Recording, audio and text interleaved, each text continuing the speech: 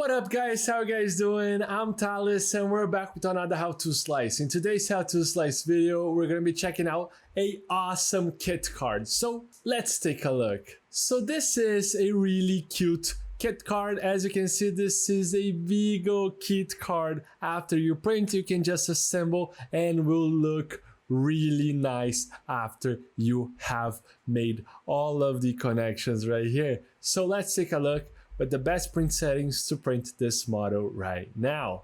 So first off, let's start with the layer height. We're going to be printing this model at 0.16 millimeters.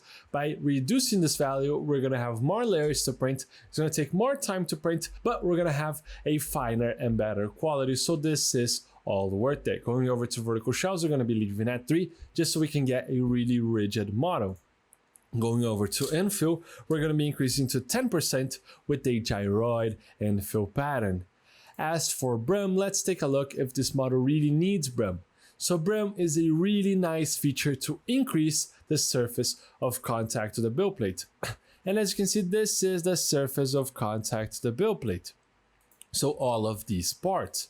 It's going to help a lot with adding brim. It's going to help a lot with bed adhesion because it's going to increase this area and it's going to make sure that the model holds tight to the build plate. But this model does not need any brim. But if you have some bed adhesion issues, I do recommend always cleaning your build plate really well, and if you can, make sure that your printer is really well leveled. A really well leveled printer is going to guarantee a really good first layer, and the first layer is the one that holds your model to the build plate. And another tip is, if you still have some issues, you can be adding some other types of adhesion, such as glue stick. So feel free to add if you may like. But this model is optional. You do not need any brim to print it. You can print without any brim. But as I said before, I have given some tips on how to increase the surface of contact to the build plate and actually increase the bed adhesion. So if you have your print stands to unstick from the build plate, follow the tips I have said right now. As you can see, something else I want to tell you right here, the parts of the dog is touching the build plate, but these connections aren't right here. So all of these connections that you're going to just give it a so you're just gonna cut it off.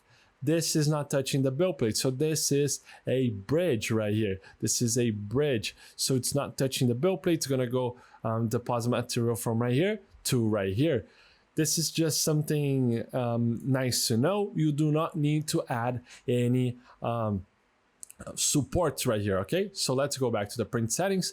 Right here on brim, we're not going to be adding any brim, and right here on support material, we're not going to be adding any support material. This is a bridge right here, but you can just cut off, and it's gonna, as this is a really short bridge, we do not need to add any support at all. It's gonna print quite nicely.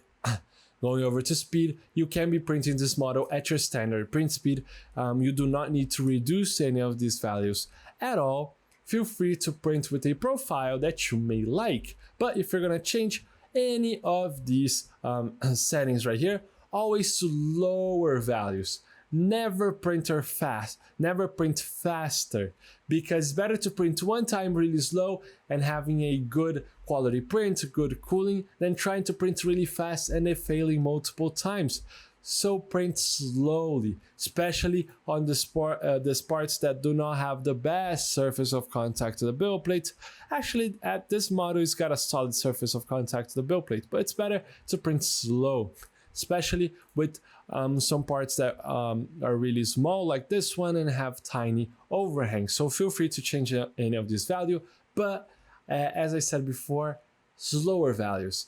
Don't try to print really fast. Right here on first layer speed, I do recommend going from 30 to 20 millimeters a second. This is for the Ender 2V3SC. It may vary for printers, so feel free to change these values as you may like. Right here I have reduced because the first layer is the most important layer. And as you can see, as this model is quite small and it's got a really good surface of contact to the build plate right here, we need a good layer so our model turns out nicely. So this is why.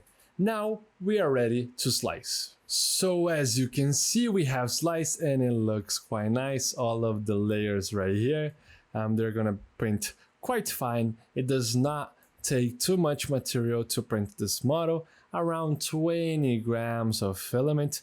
This is perfect. It's gonna take 1 hour and 58 minutes on the standard Ender 3v3SE. It may vary for printers. So grab a really nice filament that you have laying around and print this model right now. And if you're going to print in multicolor, I do recommend printing more kits in the same build plate. This way you reduce your filament waste. Actually, the proportional filament waste. If you're going to print just one, it's going to take the same amount of filament if you print 20 on the waste side, right? So it's really worth it. So print it right now. So the model is ready to print. Make sure to check out stlflix.com for more models like this one, and I'll see you in another one. I hope you guys enjoy it. Those slicing videos are an initiative from STL Academy, which is the educational project from STL Flix. So if you guys want to learn more about 3D printing, you could check our description and look at STL Academy courses. And don't forget, see you guys at the next slicing.